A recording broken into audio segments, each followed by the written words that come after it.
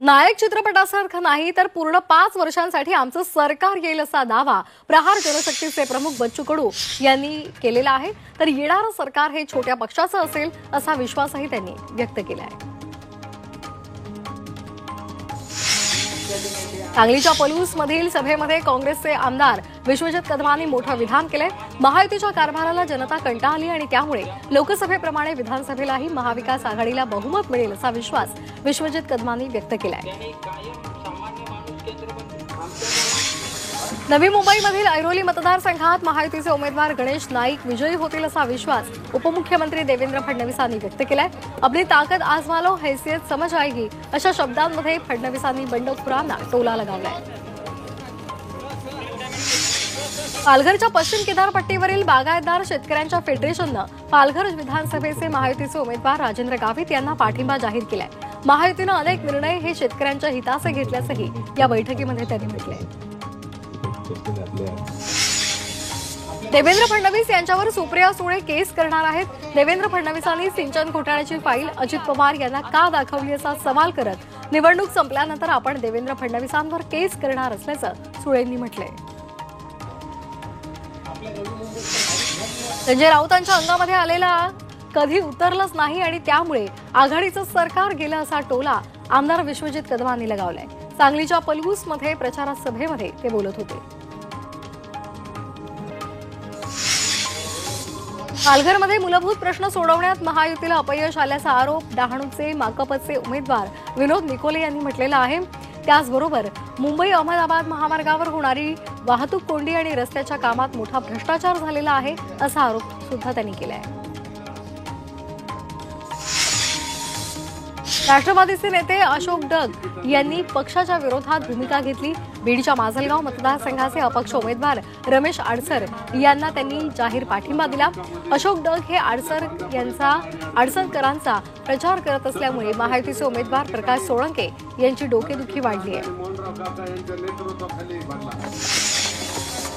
धाराशिव तुळजापूरच्या वंचित उमेदवार स्नेहा सोनकाटे यांच्यासाठी ओबीसी नेते लक्ष्मण हाके आज प्रचार सभा घेणार आहेत। सभेआधी बेंबळी गावामध्ये प्रचार रॅली निघणार आहे आणि या सभेमध्ये लक्ष्मण हाके कुणावर निशाणा साधतात हे पाहणं महत्त्वाचं असेल।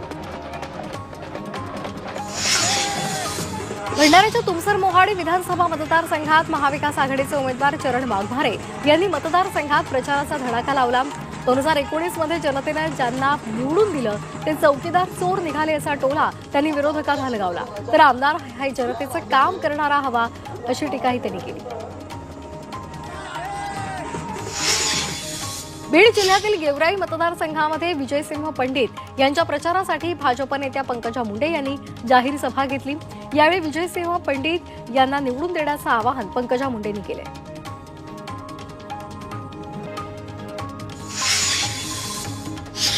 राज्याचे विधान परिषदेचे विरोधी पक्षनेते अंबादास दानवे यांनी सकाळीच आज मॉर्निंग ट्रॅककडे कूच केलं आणि तिथे त्यांनी मॉर्निंग वॉक करत आपल्या पक्षाचा प्रचार केला। उद्धव ठाकरे यांची 14 तारखेला संभाजीनगरमध्ये सभा आहे। या सभेला येण्याचं त्यांनी लोकांना आमंत्रण केलं। साताऱ्याच्या कराड उत्तर विधानसभा मतदारसंघाचे महायुतीचे उमेदवार मनोज घोरपडे यांचा पदयात्रा आणि गाव भेटीवर आता जोर पाहायला मिळतोय। इथल्या बिनकामाच्या आमदाराला घरी बसवणार अशी टीका घोरपडे यांनी केली। रत्नागिरीमध्ये नेत्यांचे कुटुंबीयही प्रचारामध्ये उतरल्याचं पाहायला मिळालं। एकीकडे राजापूर लांजा साखरपा या मतदारसंघातील महायुतीचे उमेदवार किरण सामंत यांच्या पत्नी वर्षा सामंत यांनी प्रचार केलेला आहे, तर दुसरीकडे दापोलीमध्ये योगेश कदम यांच्या प्रचारासाठी त्यांच्या पत्नी श्रेया कदम सुद्धा प्रचारासाठी गावगाव फिरत असल्याचं पाहायला मिळतंय। खेड आळंदीमध्ये भाजपचे जिल्हाध्यक्ष शरद बुट्टे पाटील यांनी महाविकास आघाडीचे उमेदवार बाबाजी काळे यांच्यावर टीका केली आहे। एका बाजूला वारकरी असल्याचं सांगायचं आणि दुसऱ्या बाजूला वारकऱ्यांवर टीका करणाऱ्या सुषमा अंधारे यांना मतदारसंघात बोलावून सभा घ्यायची। राजकारणामध्ये अशी दुटप्पी भूमिका चालणार नाही असं बुट्टे पाटील म्हणाले। ठाण्यामध्ये उमेदवार संजय केळकर यांच्या प्रचारासाठी भाजपचे खासदार मनोज तिवारी यांनी उपस्थिती लावली। यावेळी भाजपच्या वतीनं जोरदार शक्ती प्रदर्शन करत यंदा सुद्धा केळकर जिंकतील असा विश्वास तिवारींनी व्यक्त केलाय। उद्धव ठाकरे यांच्या बॅगांची तपासणी झाल्याचं प्रकरण गाजत असतानाच केंद्रीय मंत्री नितीन गडकरी यांच्याही बॅगांची तपासणी झालेली आहे। निवडणूक विभागाच्या पथकानं गडकरींच्या बॅगांची तपासणी केलेली आहे। लातूरच्या औसा तालुक्यातील किल्लारीमध्ये महायुतीच्या उमेदवाराच्या प्रचारासाठी गडकरी हेलिकॉप्टरनं किल्लारीमध्ये आले होते। बुलढाण्यातील देऊळगाव राजा चेकपोस्टवर केंद्रीय आरोग्यमंत्री राज्यमंत्री प्रतापराव जाधव यांच्या वाहनांची तपासणी करण्यात आलेली आहे। निवडणूक आयोगाच्या चेकपोस्ट पथकानं जाधव यांच्या वाहनांमधील सर्व बॅगांची तपासणी केली। उद्धव ठाकरे यांच्यापेक्षा केंद्रीय मंत्र्यांचा दर्जा मोठा आहे, हे ठाकरेंनी समजून घ्यावं असा टोला प्रतापराव जाधव यांनी ठाकरेंना लगावलाय।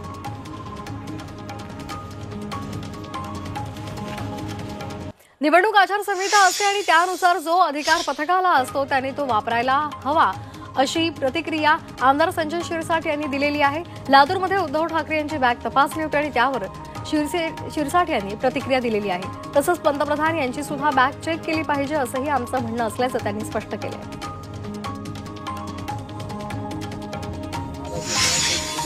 उद्धव ठाकरेंची बॅग कालही तपासली गेली आणि इकडे टेम्पो भरून भांडी येत आहेत अशी टीका आमदार अनिल परब यांनी केली आहे। तर पंतप्रधानांच्या विमानासाठी उद्धव ठाकरेंचं विमान थांबवलं गेलं। सर्वांना कॉमन प्लॅटफॉर्म मिळायला हवा, त्यामुळे आपल्याला प्रचारापासून अडवलं जात आहे असा आरोपही त्यांनी केला।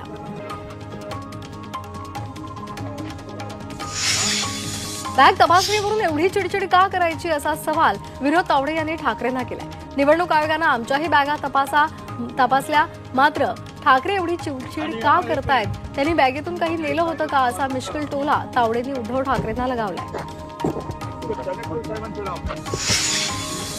जुन्नरमध्ये राष्ट्रवादी शरदचंद्र पवार पक्षाचे उमेदवार सत्यशील शेरकर यांच्या प्रचारासाठी शरद पवार सभा घेणार आहेत। आंबेगावमध्ये देवदत्त निकम यांच्यासाठी पवार सभा घेतील।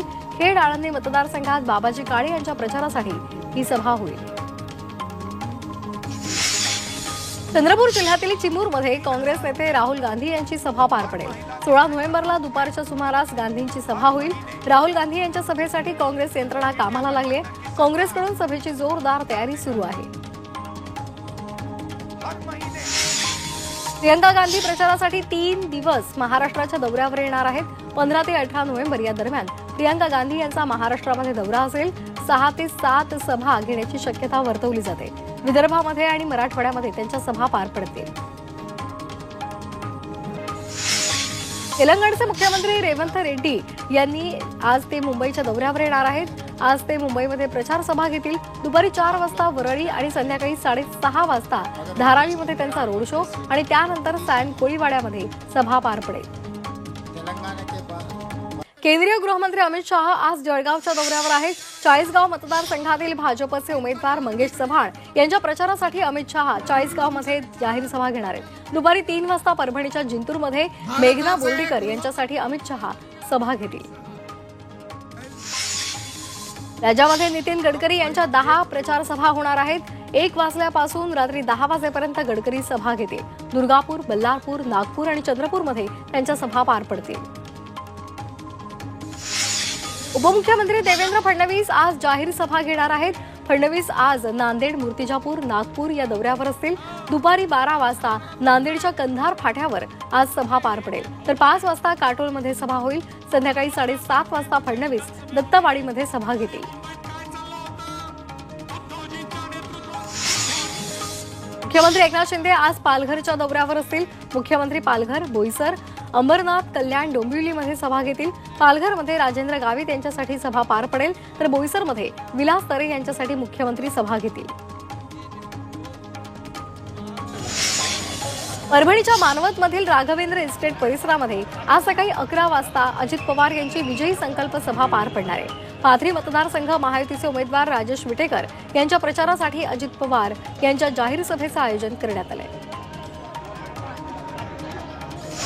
उत्तर प्रदेशचे मुख्यमंत्री योगी आदित्यनाथ महाराष्ट्राच्या दौऱ्यावर येणार आहेत। सकाळी कारंजा मतदारसंघात 11 वाजता योगींची सभा पार पडेल, तर उल्हासनगर आणि मीरा भाईंदरमध्ये सुद्धा योगींची सभा होणार आहे।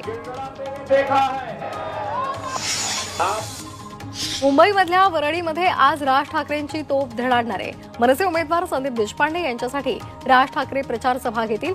जांभोरी मैदानावर ही सभा पार पडणार आहे।